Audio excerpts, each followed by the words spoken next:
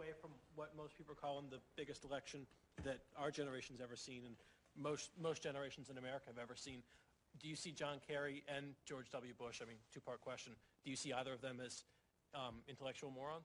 No. Neither of them? Here's why. They're politicians. And in a lot of ways, and there are, John Kerry, for instance, you know, I voted for the $87 billion before I voted against it and that kind of thing. He just sort of has a typical reaction of a politician where he wants to ingratiate himself to the greatest number of people possible to win as many votes. And there is a negative aspect to that, but it's sort of the opposite of what I'm talking about. I'm talking about people who stubbornly believe in things despite all evidence to the contrary. And when you're talking about politicians, you generally, with a few exceptions, you're talking about people who, you know, which way's the wind blowing today? I'll go in that direction. You know, not to beat up on Kerry, to take an example from George W. Bush, he said the McCain-Feingold Act was unconstitutional. And then when it came time, it got passed, he signed it. Why would you do that? Well, he did that because that was the way the wind was going. And I don't think that these guys are particularly stubborn about anything when it flies in the face of their opportunity to win the next election. And I'm talking about both of them. Yes, gentleman in the back. Yeah, but there are many. Let's get the boom over to you. Here's your chance to be on national television. There are many scholars like Paul Wolfowitz in the current administration. I was wondering if you see any of them as intellectual morons. Yes, and I talk about that in the book. That the idea you know, and I don't know a great deal about some of these characters, but the idea that Paul Wolfowitz's reaction to 9/11 was, let's go attack Iraq, seems to me a non sequitur, sort of unparalleled in anything that I've seen in politics in recent years. It would be almost as if, like, if we got, you know, Pearl Harbor and someone said, let's get the Mongolians. You know, that doesn't make a whole lot of sense. And I think a lot of these people came into the administration with certain goals, toppling the Hussein regime, which, you know, you can... I mean, I think in a lot of ways that's a noble goal. And this guy was a terrorist, you know, a tyrant and a dictator and a despicable guy. I don't know, as an American, I think the sacrifice was too great and we didn't get enough out of it. But if I were an Iraqi, I would view what Wolfowitz and some of these other people did, I would view that as a great thing because you're freed from this despicable character. So I don't want to totally jump on these people, but just to say I think they had an agenda coming in, and whatever would serve that agenda, they went for. And as we're seeing now, you know, if you're a supporter of Bush, you've got to start asking yourself, well, if this guy loses, I don't think Bush would... Who knows if Bush wins or loses? But if Bush loses, I think one of the main reasons will be the Iraq War. The guy would have walked in a landslide if it were not for that.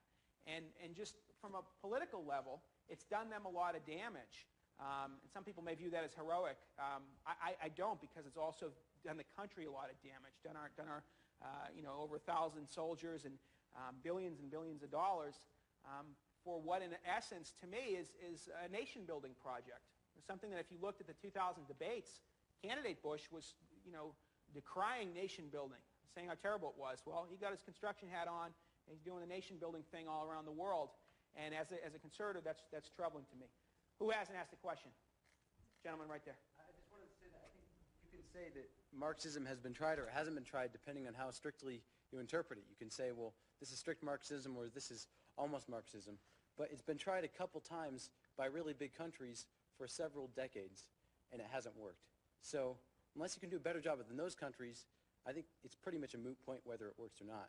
It's already been tried, hasn't worked. Sure. In its form, so I think it's kind of a moot point. Yeah, and I mean, you can look at there are geographically, as I said before, there are countries that share the same resources and area of the world, and one will have free market principles, and one will have the Marxist principle, and inevitably, the one with Marxist principles is much poorer.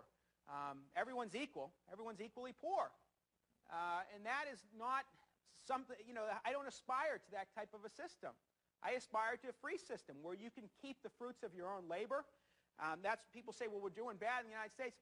The United States is the wealthiest country in the world. It has a $10 trillion economy, which is almost double that of our nearest competitor. if you think it's failing here, then you really haven't, you're rather parochial mindset. You haven't been out of your own country. Yes, ma'am. Actually, depending on how you calculate the GDP, the United States is the richest country in the world, but there are other ways of determining that, and there are a lot of people who would disagree with you on that statement. They're called Marxists. If you look at countries like Norway and Sweden, they have a socialist democracy, and they do a really good job taking care of their poor people. In the wealthiest country in the world, as you term it, there are 35 to 40 million Americans who go hungry.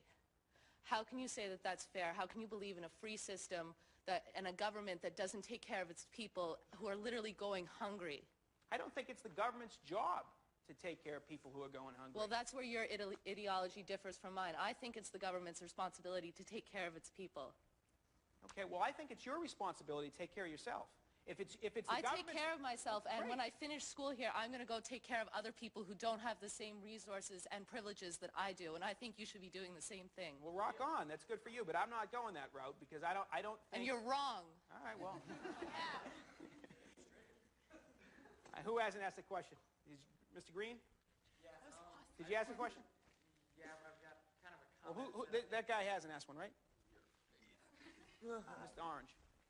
I just wanted to go back to what was being said over here about religion and ideologies, because I want to hear you talk a little more about that and the fact that in this country now, and then it actually goes back to a question that was asked much earlier in the question and answer period, was that you talk about right ideologies, and right now there's a big movement in our country for, Jewish Christian fundamentalists in the right side of the political spectrum, and you can't really effectively argue that those fundamentalist groups that are gaining a political hold are not examples of religious ideology.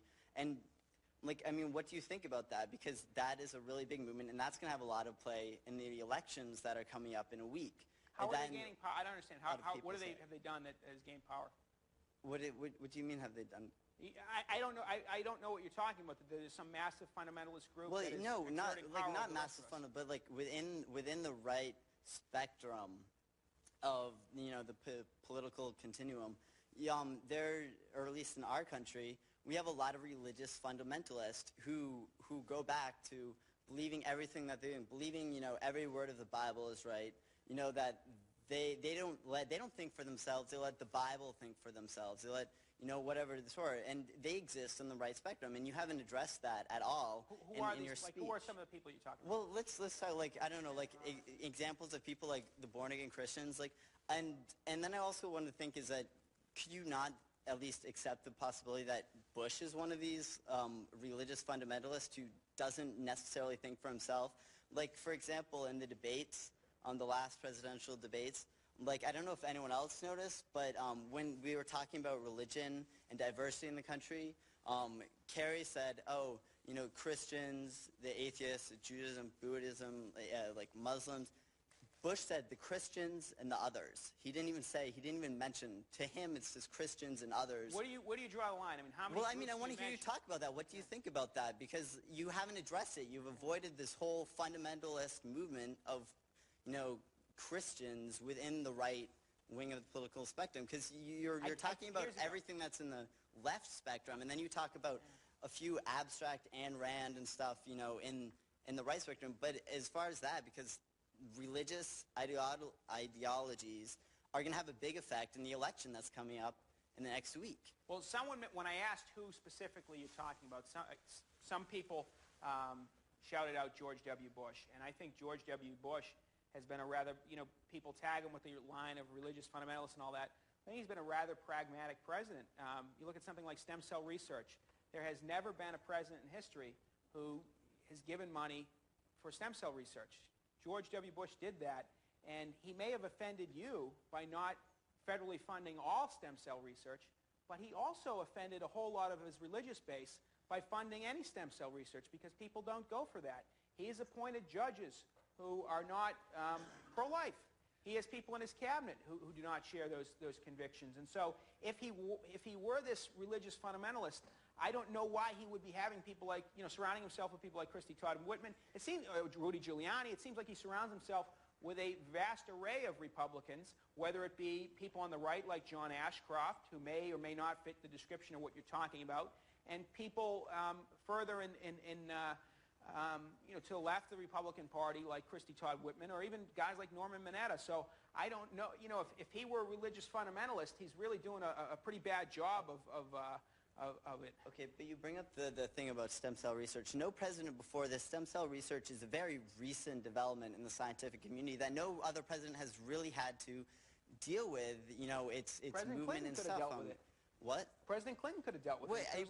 But it's something that has really gained momentum in the past few years, and President Clinton could have dealt with it, but that was sort of coming up as he was going out. It was going to be the next president, Gore or Bush, whoever did it, would have had to do it. But how would a religious fundamentalist dealt with that issue? But if he's really a religious fundamentalist, he wouldn't have dealt with it. In the debates, he said that, his religion, you said earlier in this lecture that you didn't think that religion, the beliefs of religion's rights, had the place in politics. Like they shouldn't. No, be, I think you did say that actually earlier. No, I did not. But the thing is that he said in the debates that he would allow his religion to affect. You're filibustering. You have a question. I do. Well, I want to know. And what is it? What do you think? What is that question? Okay, it's like when he says something like I will govern this country based on my religious beliefs. I will let them come into consideration with my decision-making policies and politics. And earlier you say that, like, how can you justify what you said earlier with what the president said earlier about not bringing religion, and then saying that he's not a fundamentalist for that reason? I mean, that's my question. Like, how do you respond to that? I don't. I mean, you said what I said earlier to what he said earlier. I don't know what you're talking about. I mean, what I am saying is, if he were a fundamentalist, you can take a lot of issues, but take the stem cell issue. If he were truly a fundamentalist, he would have reacted to that issue in a very different manner. Now, I may think what he did was great, or you may think it's wrong, but what I'm saying is he took a middle course that offended people on both sides. And if he really were a fundamentalist on these things, he would have acted in a very different manner. And I think there is a reaction on the left that views anyone to the right of, say, Teddy Kennedy as sort of the second coming of Genghis Khan or something like that. And they cannot differentiate. They can't see, they're always talking about shades of gray in the world.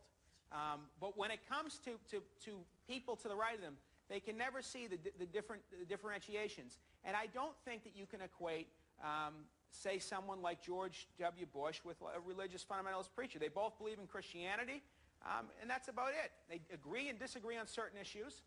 And some issues Bush comes down with them, and on some he does not. And I don't, to you, that may appear to be fundamentalism.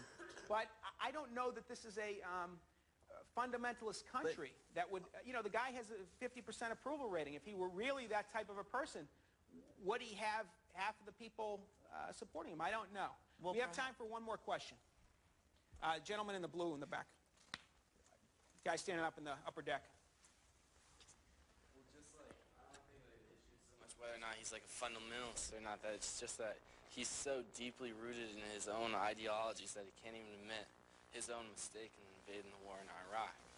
Well, he did. He said, look, one thing that I admire the president for doing was coming out a few weeks back and saying we were wrong about our intelligence with regarding stockpiles of weapons of mass destruction. It took a man to do that, and he did it, and I'm glad he did it. And don't you see that as an admission of a mistake? You say it took a man to do that? It took a man or a woman. Sorry, with the non-gender neutral language. I forgot I was on a college campus. We have guys, I really appreciate you guys coming out. Let me just leave you with this. Find my book. Yeah. Thank you. Yes. Twisting truth for ideology is bad. Twisting it to make money, that's cool. Okay. Guys, I appreciate you coming out. My only last word I'll make is that when you look